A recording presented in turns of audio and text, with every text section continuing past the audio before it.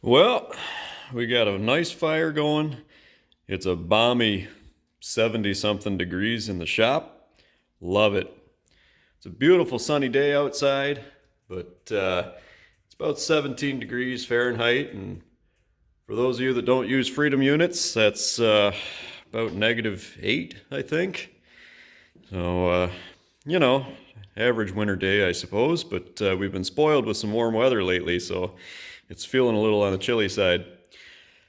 We got a full day in the shop. We're going to try to get a lot of work done on this H today. I don't know, maybe if we're lucky, we'll even try to make it make some noise. I don't know, we'll see. But we got to kind of try to do some things in some proper order here. So I think first and foremost, I'm going to tackle this transmission crack issue. And I spent some time cleaning the gunk off it. And lo and behold, it was a crack that someone has attempted to weld. And someone that I would speculate is not experienced in welding cast iron, as the weld is cracked along the entire length of it. So I think, for now, rather than trying to weld this up again, I'm just going to go in and hog the crack out where it's split a bit, not all the way, but we're gonna create a little bit of a area in there, like a V-notch for a weld, and fill that crack up with JB weld. It wasn't leaking terribly bad. It was leaking the water out of the bottom, but it still had quite a bit of gear oil, as was evident by the Exxon Valdez spill we had in here. So I think if we just kind of hog that out a little bit and pack it full of JB, that will probably be enough to get us by for now. Worst case scenario, if this tractor turns out to be a decent runner and worth it, and that continues to be a problem, I may even swap the whole transmission housing out. I don't know. We'll see. One battle at a time. But we're going to start with that, and that way that JB weld can start setting up, and then we will move forward with probably an oil change and obviously getting the carburetor put back on it, and we'll see how much we get done. If we get all that done in one day and we still got time to spare, we might plumb up the fuel system and see if we can get it to pop off. So let's get going. We got a lot to do.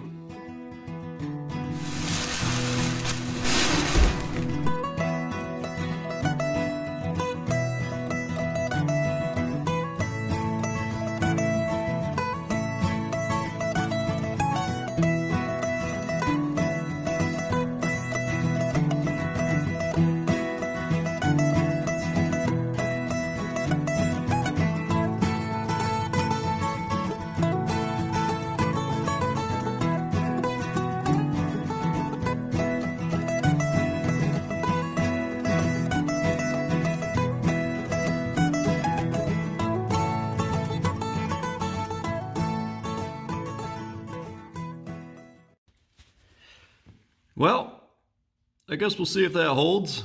It's not a Rembrandt, but, douse a couple thick coats of paint over that, you might not notice it. Remember being a kid when your mom maybe made a cake and made her own icing for it, and then used every last scrap of it, and then gave you the bowl that had some traces of icing on it, and you spent the next 10 minutes getting every shred of icing out of the bowl? Yeah, it was practice for things like this. Waste not, want not. I think we got our money's worth out of that one. Onward and upward. All right.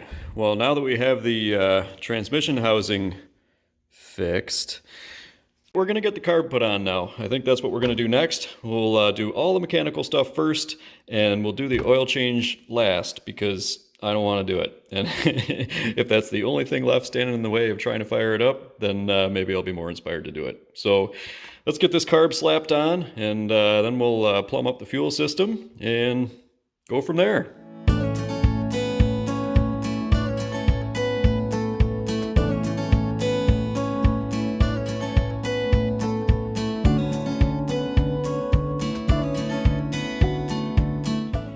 So before we go ahead and slap the intake pipe back on this, I'm going to pull the bowl off the oil bath air cleaner and check it out.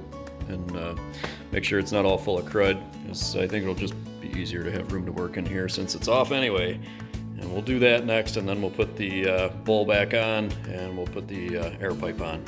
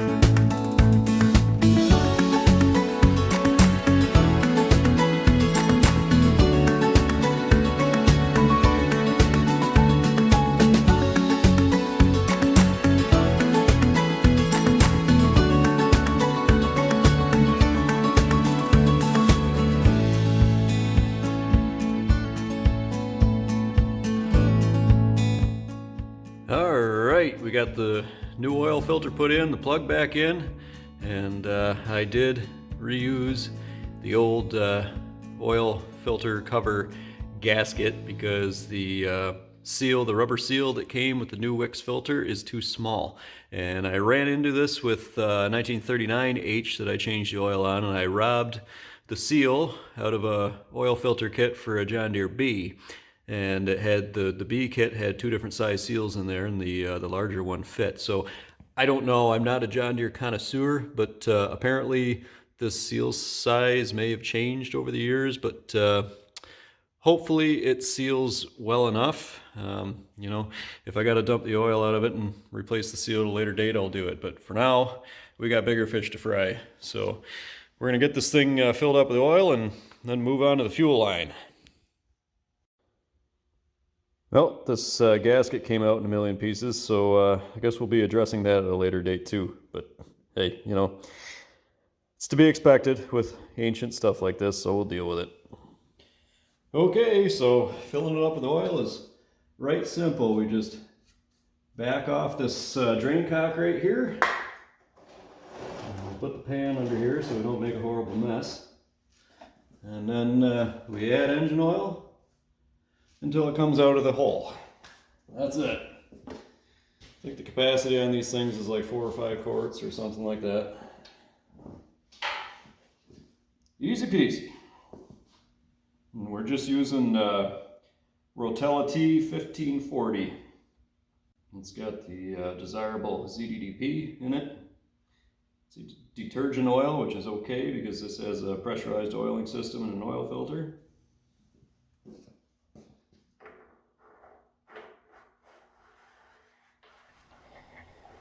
Alright guys, we're going to start picking at the fuel system here.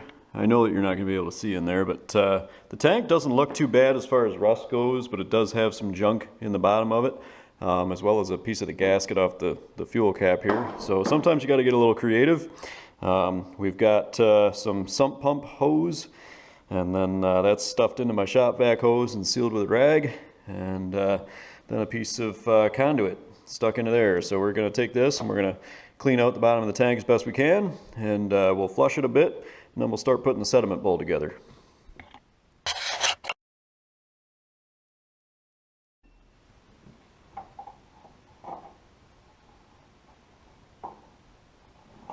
That worked absolutely famously, and you guys should feel fortunate that you didn't have to witness the horrible screeching noise that hose combination makes. Shoo! Alright, got a chicken noodle soup can stuffed underneath where the sediment bowl would be. We're going to give it a little splash of fuel and flush some junk out of there. I had a choice between coffee and chicken noodle soup, and the soup can seems to fit the bill. So we'll just give her a quick little flush and hopefully we don't make a mess.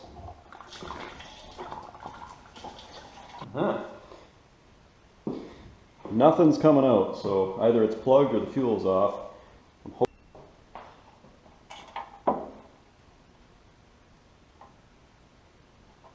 Yeah, peeking down in there, that's definitely plug. So we're going to get a piece of wire and see if we can free that up.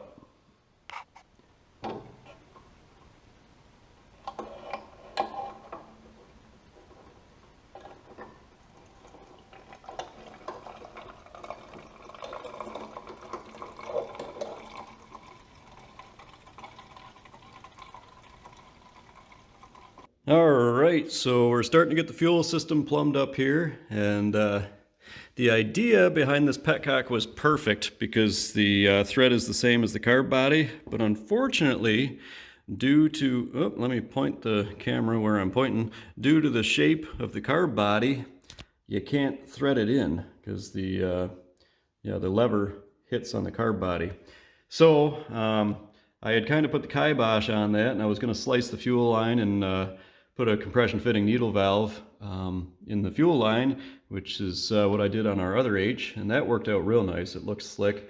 But unfortunately, this has a 5/16 fuel line on it, and I couldn't find a valve in stock for a 5/16 compression fitting, so that went out the window. And then I just said, you know, this is ridiculous. We got to get this thing together and see if it even runs. So I just grabbed some brass fittings and space the valve out a little bit, and then we'll take the line and put it right back on pretty much the way it was.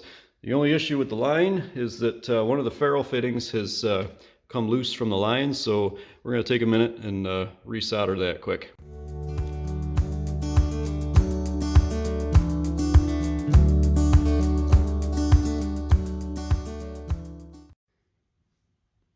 Alright, take two's got her. The first try, I think the ferrule nut was soaking up too much of the heat, but we got a nice sweat that time. So we should be good to go. Let's get this installed. Alright guys, well, it's not the most elegant solution, but it is connected. And unfortunately, I did spin this ferrule a little bit when I was tightening up the ferrule nut, so I hope it doesn't leak. It's pretty frustrating after I just soldered it back on, but that would explain why the solder was broken. So next time I'll have to put some grease under the ferrule nut to stop that from happening, but I don't know. Hopefully it's tight enough. We'll give it a try, you know. We just need to get some fuel to it for now. We got the sediment bowl on there. Had a gasket that doesn't quite fit, but it's pretty close, so hopefully that doesn't leak either. Lots of what ifs. So, anywho, let's pull these old spark plug leads out, and we'll get the spark plug leads assembled and fished through. And I don't know, we're getting pretty close here. Might have to put some fuel in it and see if it'll pop. All right, we're going to set the gap on these spark plugs. We've got Champion D21s. I think the proper plug for this is a Champion D23. Not sure. That's not the right one. That's not the right one either. But this is one heat range cooler than what's supposed to be in there. So we'll give it a try. They're new, and if we got problems, we can always step them up a range. But the gap for these is supposed to be 30 thousandths, and we got one side set at 32 and one side at 28. The 28 wouldn't go in, so we were too narrow. So now the 28 and the 32 goes in. We'll close that up just a little bit.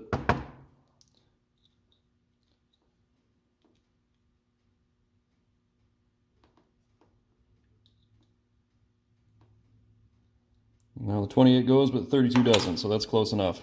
We'll gap the other one up, and then we'll get these stuffed in the tractor.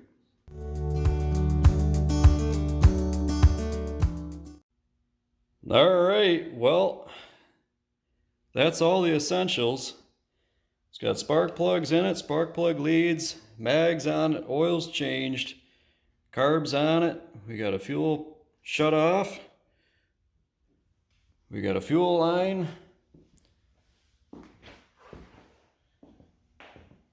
Leads are all trimmed and buttoned up. So I think we'll dump a little splash of fuel in it, not much. And first, we'll see if it vomits fuel all over the floor from anywhere. And if it doesn't, well, I think we'll throw it over a few times and see if it starts.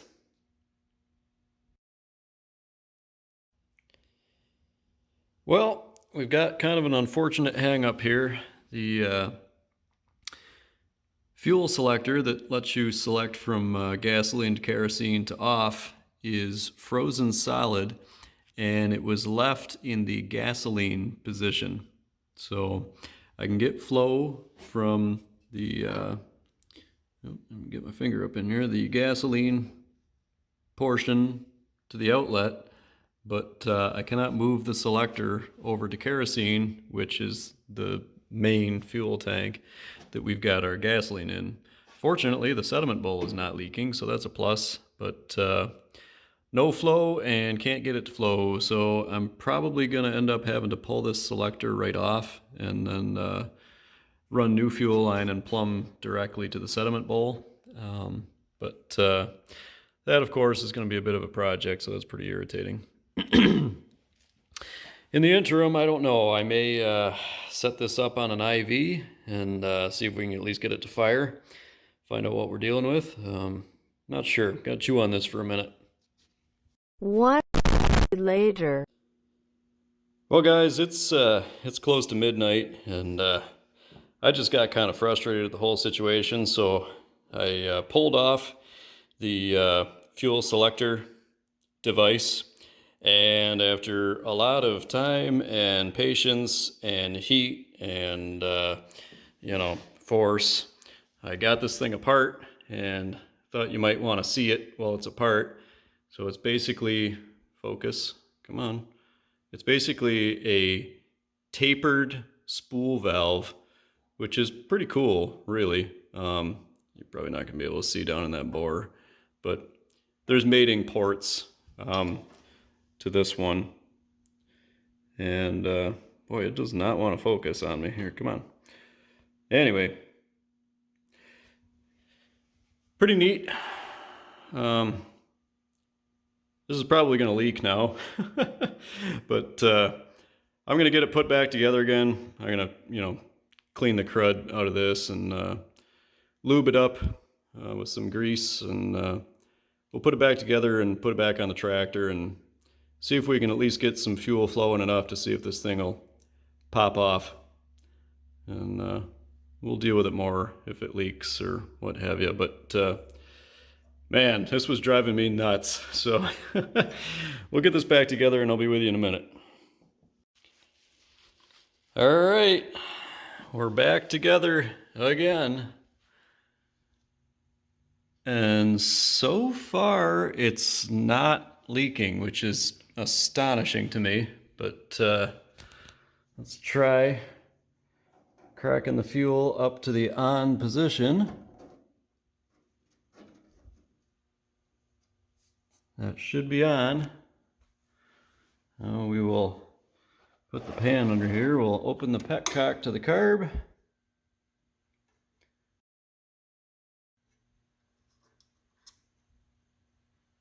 Oh. We have fuel. All right. Now, I guess we can maybe see if it'll start. The only thing I'm concerned about is putting a black spot in the ceiling. So I may try to figure something out to address that.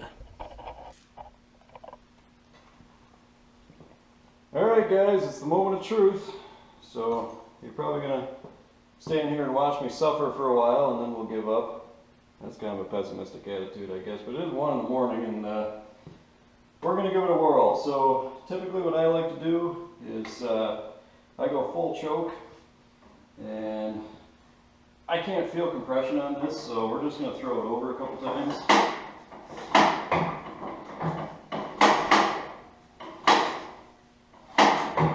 There's compression.